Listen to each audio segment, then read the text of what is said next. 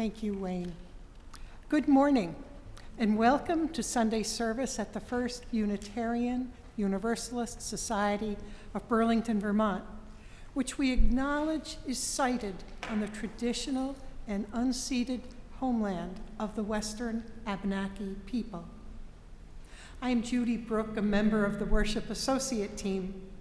We know that those of you joining us on screen are longtime members or relatively newcomers from the area and from distant states and even distant countries, visitors, and the just curious. We welcome you. We also welcome in the sanctuary this morning members of the membership committee and new members to the congregation.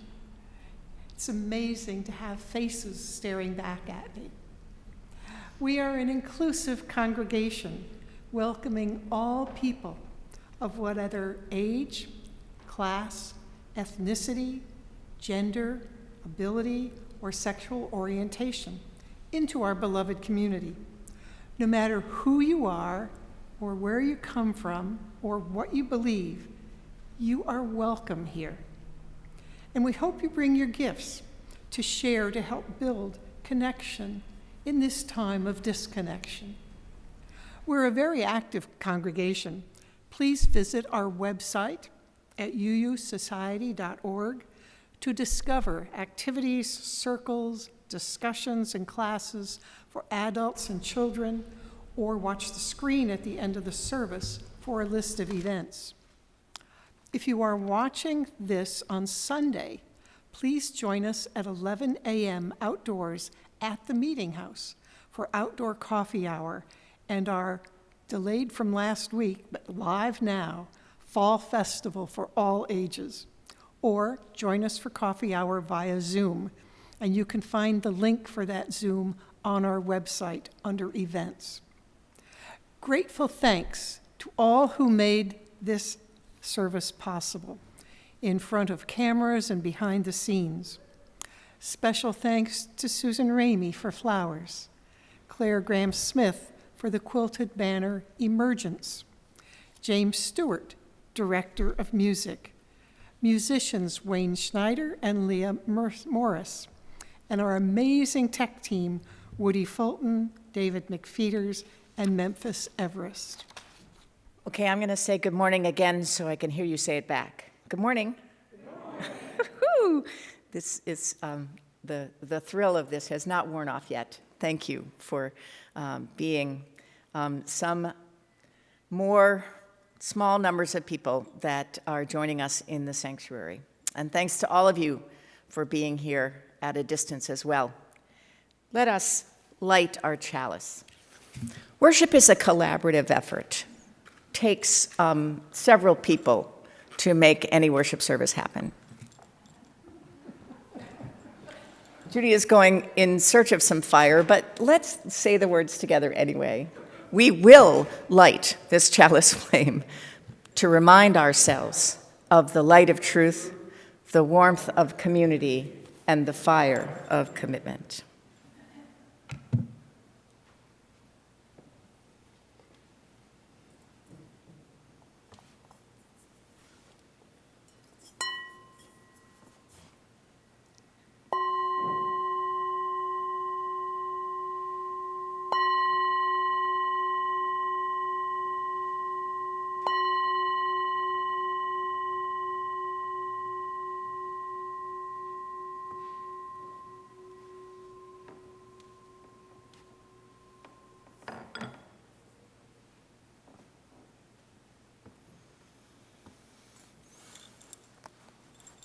Our call to worship this morning is from the Reverend Scott Taylor.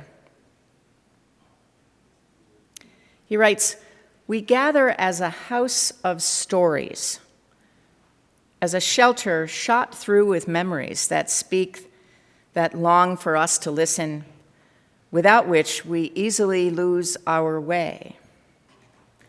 As we learn of those who have gone before, the way in front of us becomes more clear. As we attune ourselves to the many shoulders on which we stand, purpose not want and winning, asserts itself as the logic of our lives. As we remember what they survived and how they sacrificed for the faceless us who would come after, we find a courage far beyond what we could muster on our own. Beneath this seemingly dry dirt and seemingly lonely roads, there are wells from which we can drink. Come, let our thirst guide us there. Come, let those sweet ghosts whisper their gifts. Come, let us drink from the web of memories that sustain us all. And let us sing together wherever you are. Here, you're welcome to sing with your masks on. The hymn is number 140 in your gray hymnal, Hail the Glorious Golden City.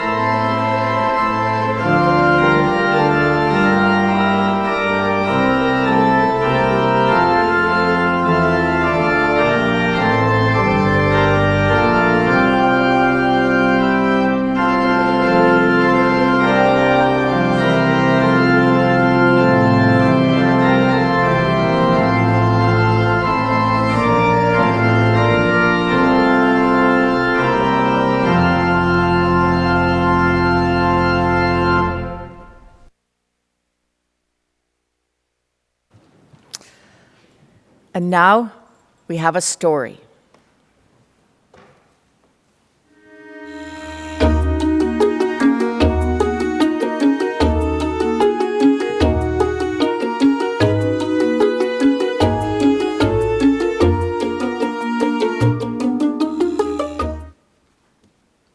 Let me tell you how important our stories are.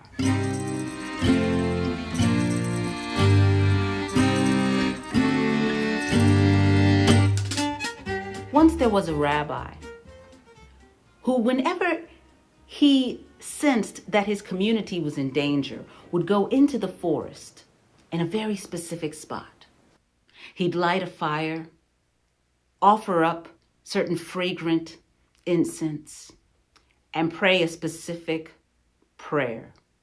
Every time, without fail, his prayer was answered and a miracle occurred. When that rabbi passed the mantle on to one of his disciples, that person went into the woods and they lit the roaring fire and they sprinkled in the incense, but they couldn't remember the exact words to the prayer. And they said, God, this is going to have to be enough. And they dwelled in faith. And lo and behold, the miracle occurred and the people were saved. In the next generation, another rabbi took on that role and went into that specific spot and said, I don't know how to start a fire, but I'm here and we need the help. And lo and behold, the prayer was heard and the miracle occurred. In the next generation, the rabbi had forgotten the location, didn't know how to light a fire, couldn't remember specifically which incense or the words to that prayer, but she simply went before the God of her understanding with a request. And lo, behold, the miracle occurred.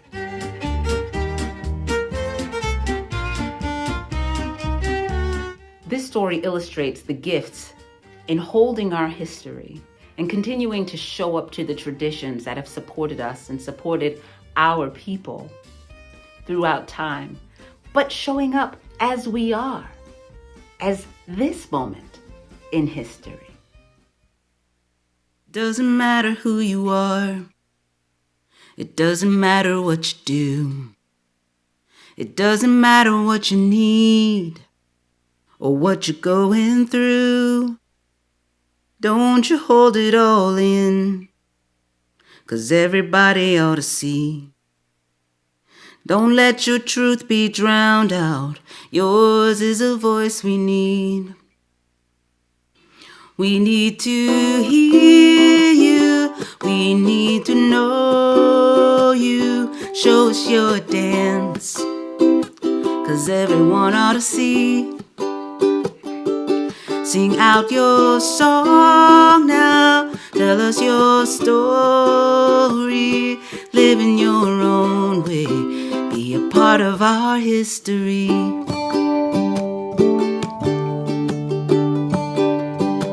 It doesn't matter where you go. It doesn't matter where you've been or who will shut you out, 'cause we are gonna let you in.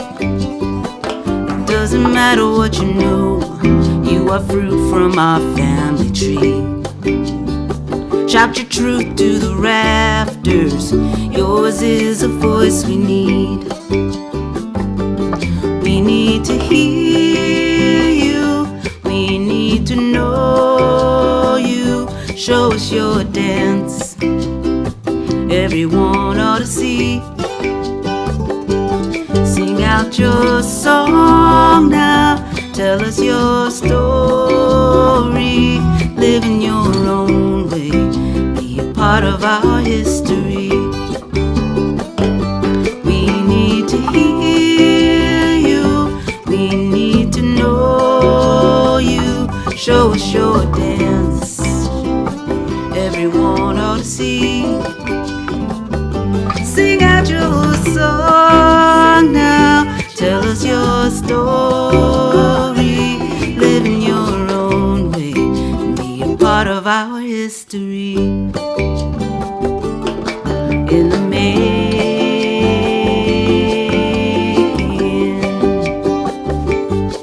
In the making. History's in the making.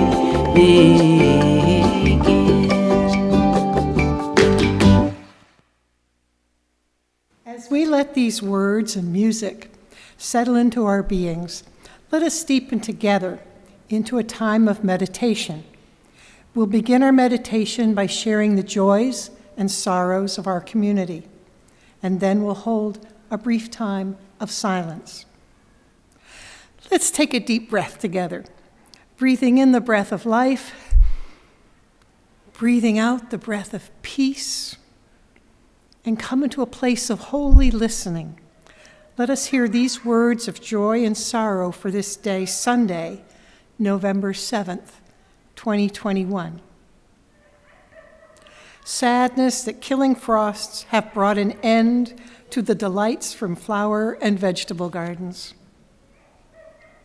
Joy that 2,500 snow geese are gathered at Dead Creek in Addison County as they get on with their migration. May the joys and sorrows of each be the joys and sorrows of all, reminding us of our shared humanity. As we enter the silence, let us hold that which has been spoken and that which remains unspoken tenderly in our hearts.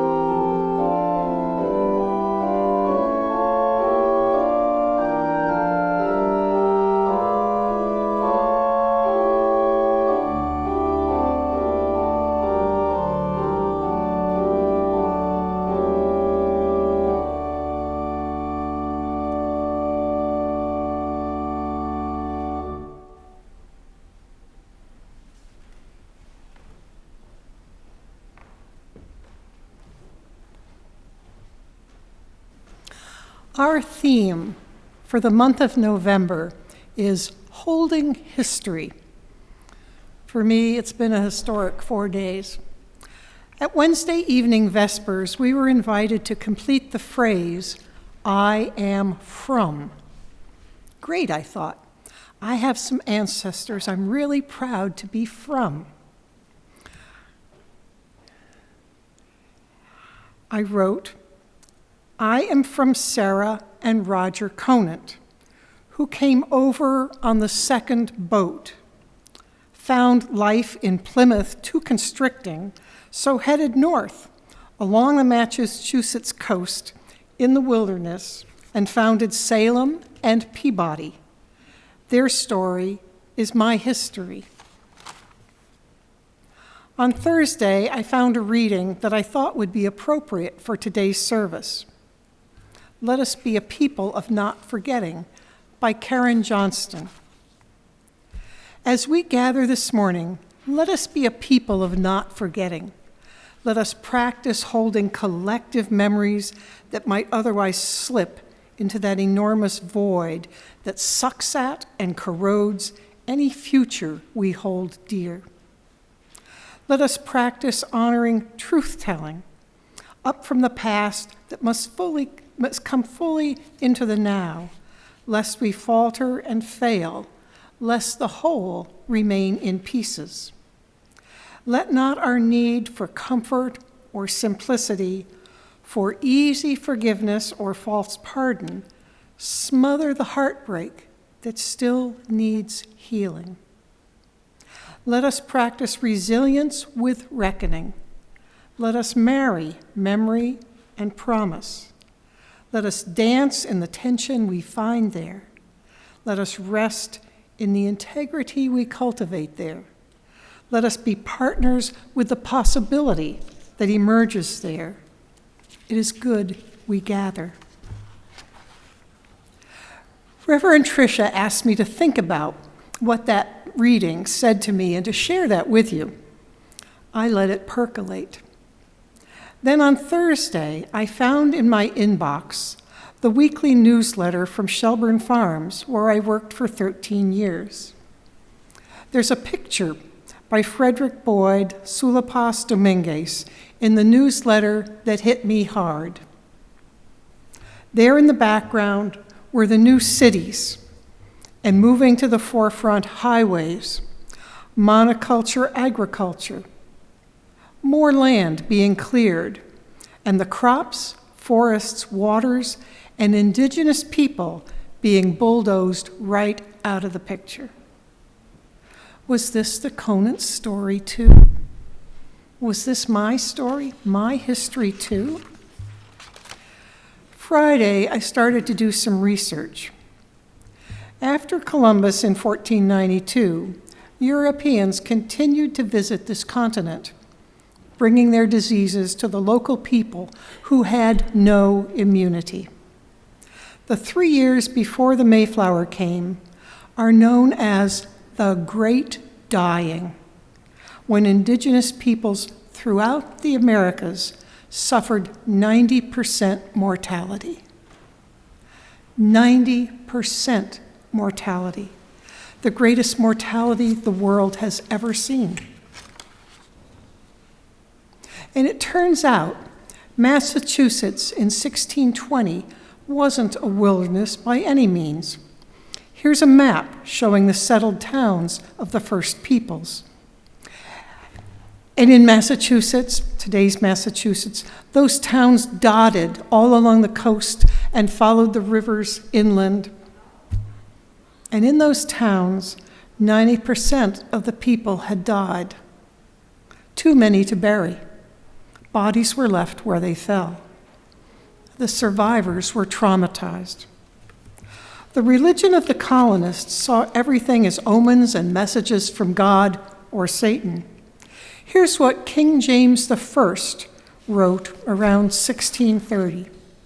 Quote, "Within these late years there hath by God's visitation reigned a wonderful plague, the utter destruction, devastation, and depopulation of that whole territory, so that there's not left any that do claim or challenge any kind of interest therein.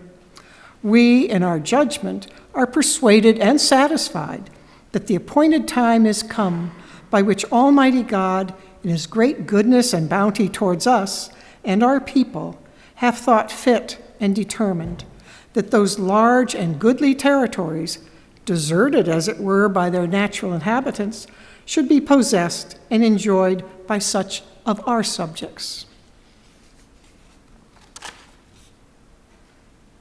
A life-changing 4 days for me. I'm no longer ignorant. This is my story, my history too. I can't choose which story to claim now that I know both.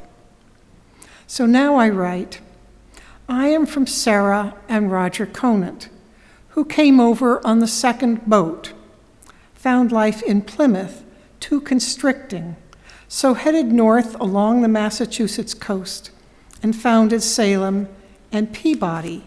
And I am from Roger and Sarah Conant and their descendants, who took advantage of an unimaginable tragedy and pushed the first peoples out of their homeland. I must hold both. I have to live with both. What stories do you have? And how does one make reparations after 400 years? Thank you, Judy.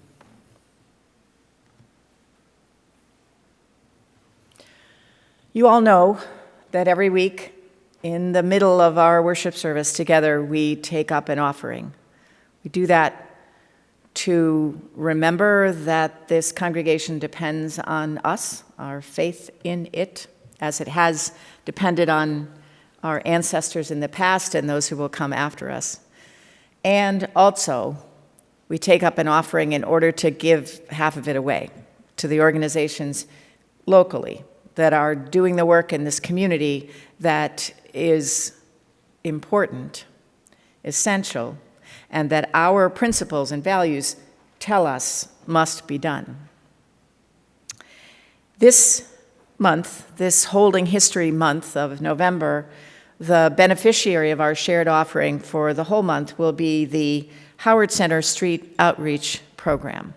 I don't know how many of you know that right here in this part of the city, and especially on the marketplace, there is a team of trained people who are present and try to be helpful to the people on the marketplace or sometimes on the grounds of our building here who have mental illness or are suffering from homelessness or drug addiction or other unmet social service needs.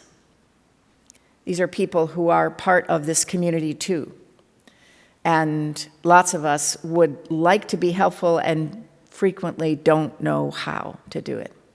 The street outreach team does know how to meet people where they are and refer them whenever possible to services that do exist in this city full of caring people. But without the outreach team, those connections would not be made. Christina and I had the honor of meeting with the director of the Church Street Marketplace, who's also working with this team, Cara. Forgive me, Cara, I don't remember your last name. I will fix that.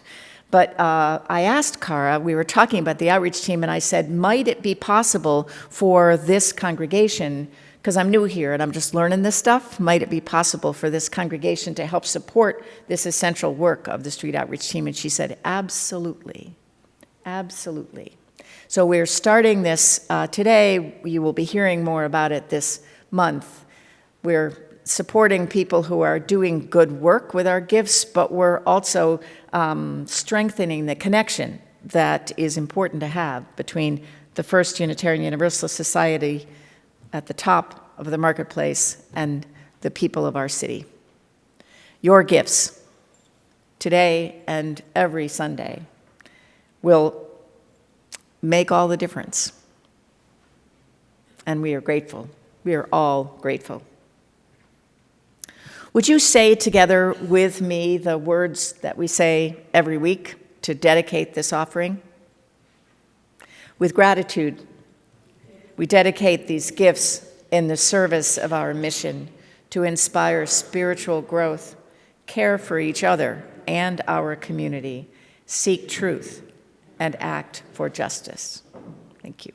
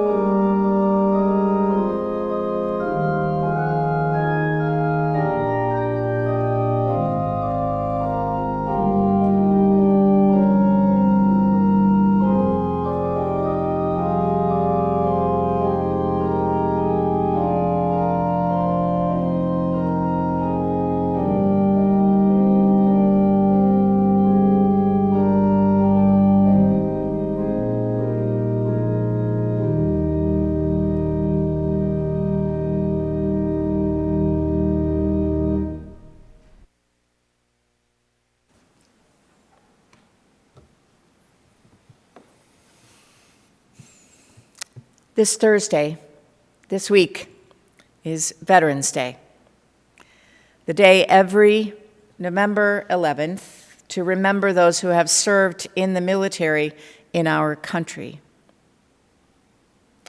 I was lucky enough to go to seminary many years ago with a wonderful man named George Tiger. George was in seminary the same time I was. He was training, as I thought I was, for serving a congregation much like this one, probably somewhere in New England. And that's what he did for about a dozen years, I think, after he graduated. But then he changed his ministry and became a chaplain in the U.S. Army, which is where he's been serving ever since. George is a remarkable guy, and he's a wonderful writer, and he has written a number of reflections, some of which have been collected in a book of his called War Zone Faith. You can buy it from the UUA bookstore if you want, or just look up these readings, and I recommend them. I'm not going to read you this whole reading, but I want to tell you about the situation. I think the title of this one was called Home, and George was arriving in an airport. He was coming home on leave, and walking finally off the plane, walking through the airport, and his first mission was to hit the restroom and then to leave and get home to his family. But he saw, not really out of the corner of his eye, he saw ahead of him this whole group of children who were holding signs and calling out and welcoming George and probably other service members who were returning as well. And George initially thought he would just sort of go across the hallway and maybe they wouldn't see him, but that didn't work. And the kids were calling, and then their teacher called out, "Would you please just come over for a minute and talk to the children? They've been waiting to see you." So, of course, he did. He waded into the group of children and shook their hands. That was back in the days when we shook hands, and said hello and made what he calls the typical small talk that soldiers make, sharing little pieces of information far short of a real conversation.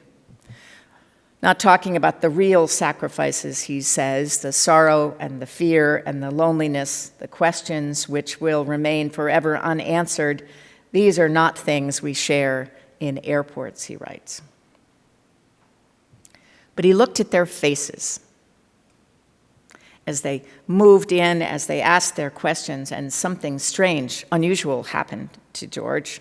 His voice cracked. He felt a lump in his throat. His eyes felt strangely wet, he says. It was difficult to get any words out.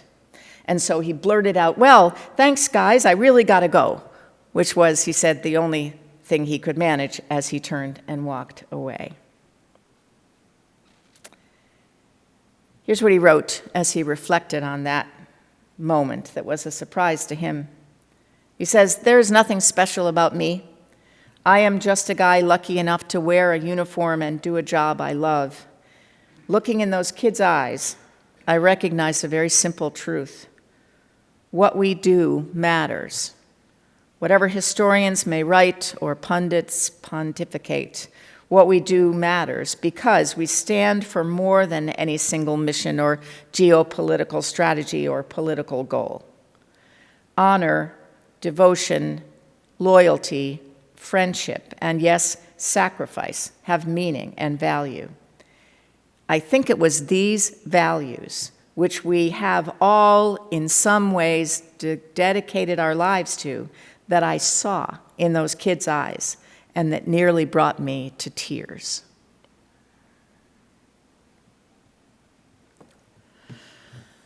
On Veterans Day, this one day in the year, we celebrate troops as people, or at least I think that's what we should be doing on Veterans Day, and the things that matter to them, honor and loyalty and devotion.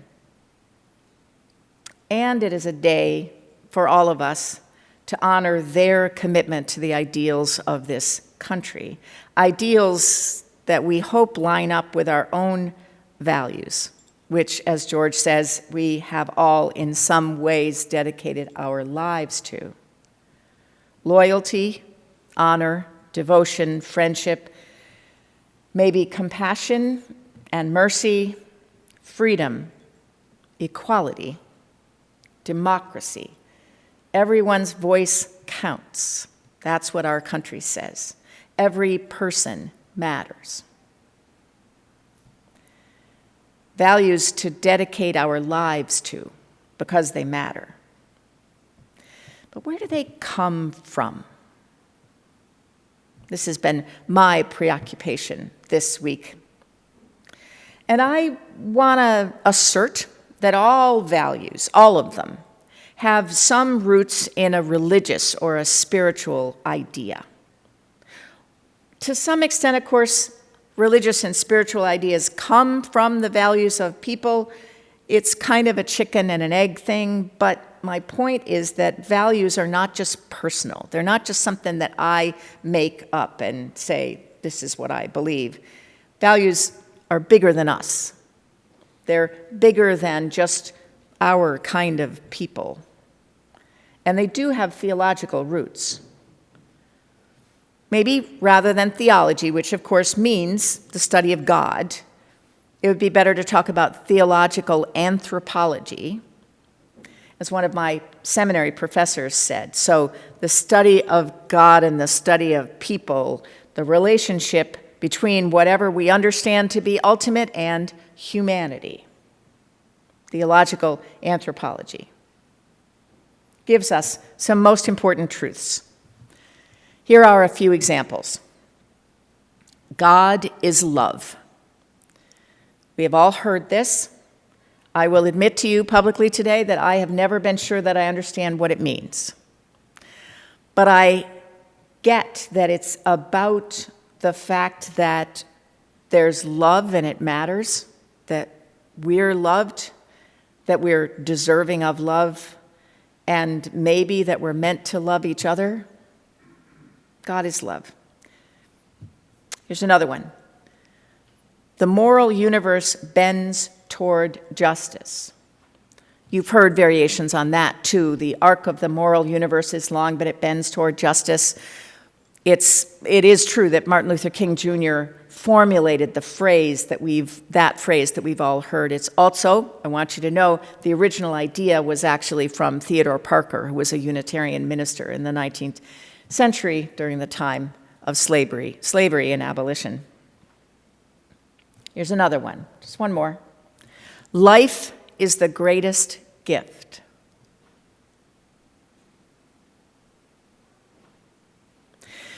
Our values, our most important truths, are about more than just us, and we participate in them because we interpret what these very old ideas mean. We interpret them in our time, in our lives, in our communities. So, God is love. If we are loved in some universal way, then human beings, people are deserving of love. That's big when you just stop there and think about it.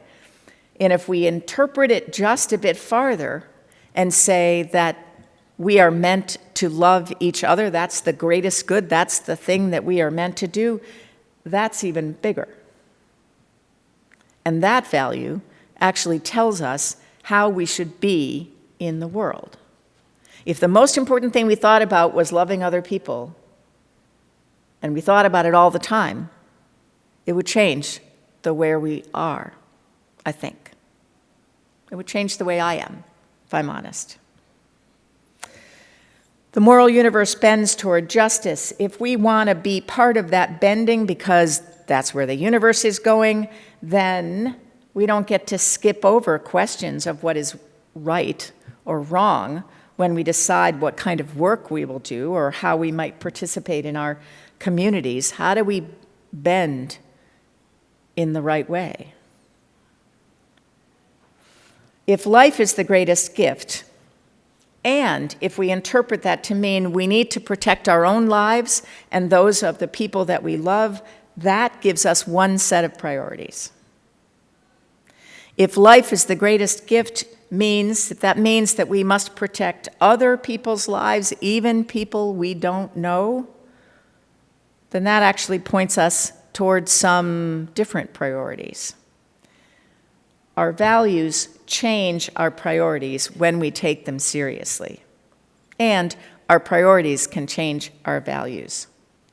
How we spend our energy and our money, how we teach our children, how we go through our days, how we talk to each other, and also how we worship, in the oldest sense of worshiping as attending to that which is of worth.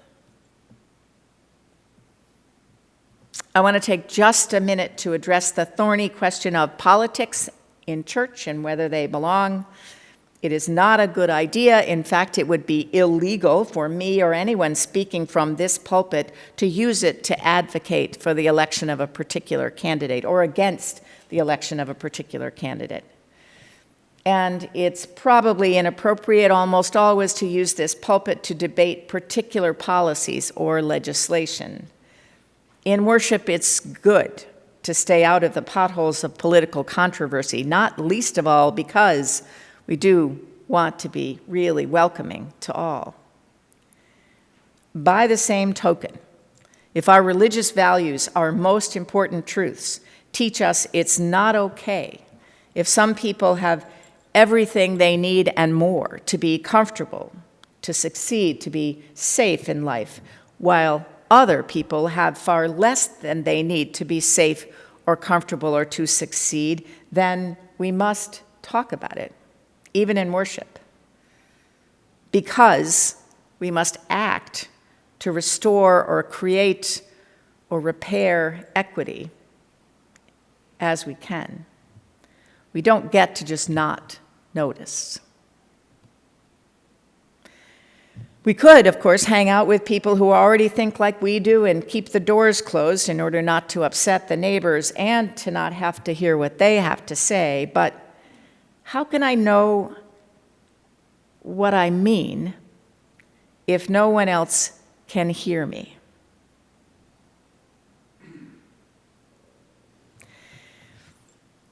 The values from our theological anthropology affect everything in our culture, our habits, our economy, our laws. And I just want to cite a couple of religious values that are very much alive in our world today, and they do not in any way agree with each other. The first is this idea that God helps those who help themselves. Have you heard that? Have you heard that? Okay. Surveys have been done on these things, isn't that amazing? Surveys indicate that a majority of people in this very religious and very religiously illiterate country of ours think that phrase and that idea, God helps those who help themselves, is in the Bible. It is not. It wasn't actually even originally said by Benjamin Franklin. It is much older than that as an idea. It may go back to the ancient Greeks. In fact, what the Bible says, among many other things, and at least in the Christian part, the New Testament of the Bible, it says this: "Blessed are the meek, for they shall inherit the earth." Well, if we're not helping ourselves and we need, is God going to, it's confusing. It's confusing. What does that even mean? As a young Catholic kid, I heard the Sermon on the Mount and the Beatitudes read in church, and I honestly they confused me more than anything else. I understood that I was supposed to get it, and I mostly didn't.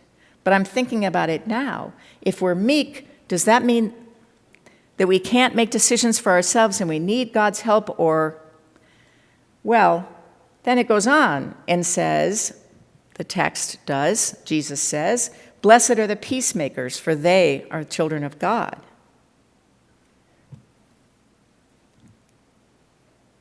That is confusing, especially when you take another idea that is out there that some people probably think is somewhere in the Bible, which is the idea that God is on our side. If you're confused, that's okay. I am too. This text goes on and it says, among other things, love your enemies. Do good to those who hate you. Bless those who curse you. From anyone who takes away your coat. I don't feel like I've really ever read this particular phrase in the Bible until this week, very clearly. From anyone who takes away your coat, do not withhold even your shirt. Give away what you have and then give away more. These are big ideas. And they shape our values when we pay attention. It may be true that the golden rule, that the teaching that we human beings need to care about other people as well as ourselves, is common to all of the world's religions. I think that is true. It does show up somehow. But real theological differences also exist from one religion to another and from one time to another. And it matters, I think, that we understand these differences.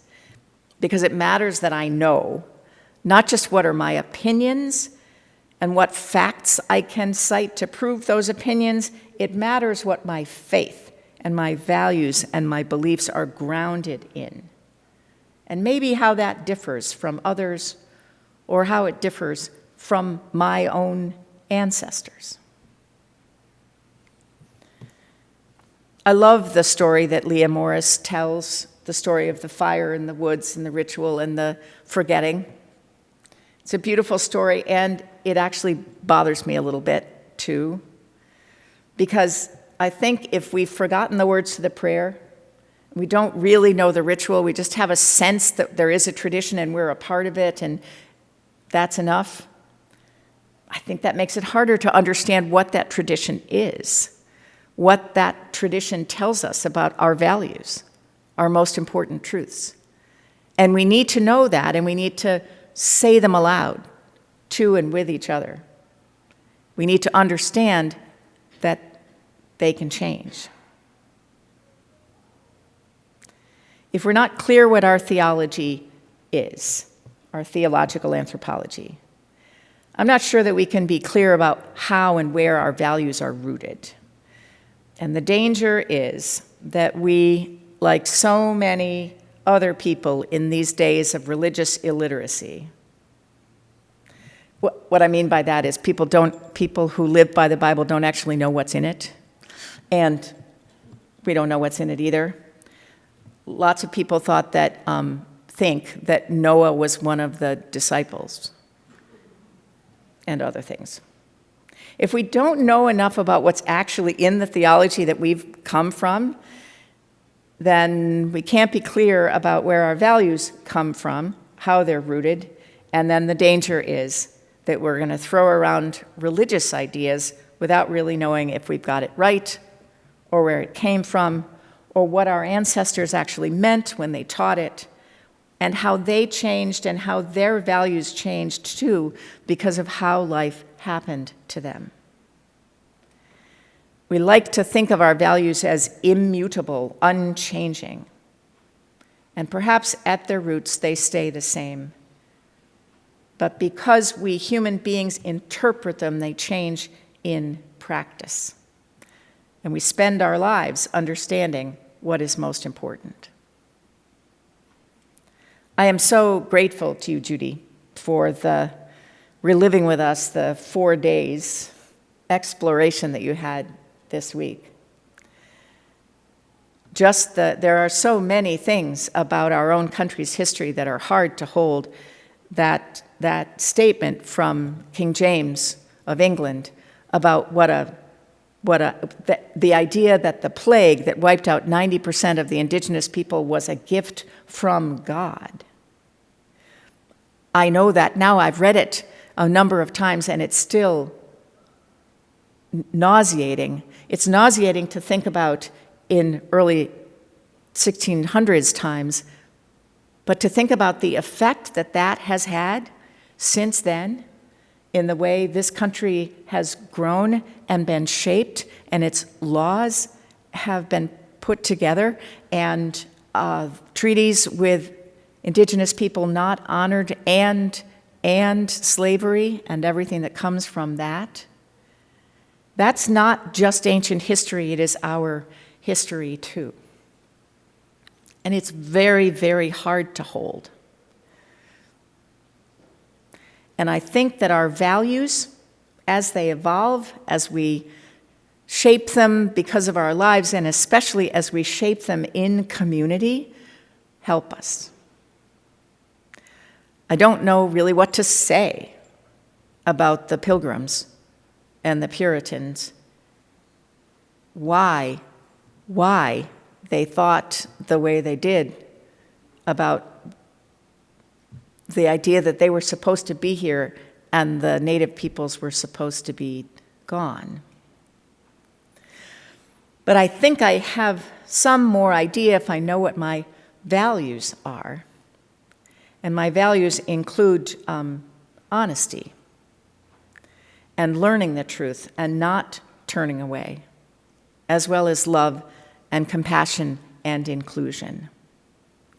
I don't know what to do except know that history and tell it, but I can figure out how to be in my time, in this time, and recognize that the values that I had as a kid, that my parents gave me, that I grew up with, are starting place.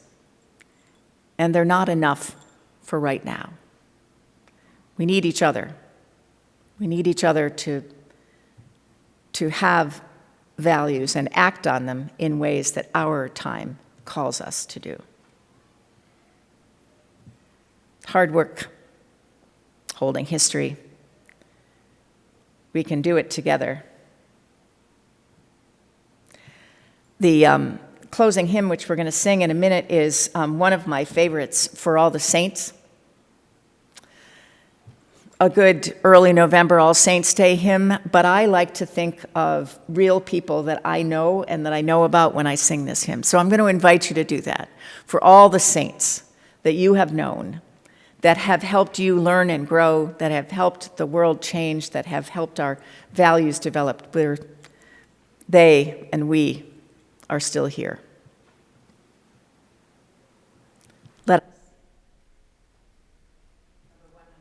Number 103.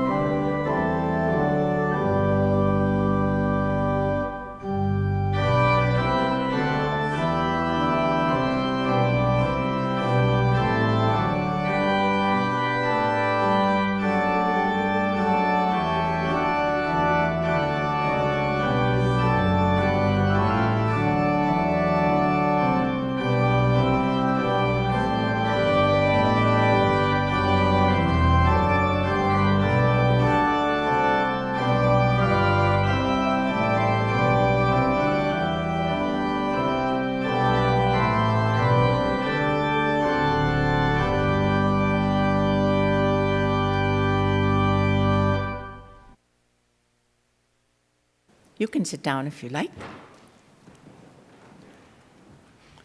Say the words as we extinguish this flame. Thank you, Judy, for making the flame happen. We extinguish this flame, but not the light of truth, the warmth of community, or the fire of commitment. These we carry in our hearts and share with the world until we are together again. So let us begin. Let us go forth in the power of our love and the strength of our courage and begin our lives again today. Know that you are good, that you are a blessing, that your life matters, and that together a beautiful day is here. Go in peace.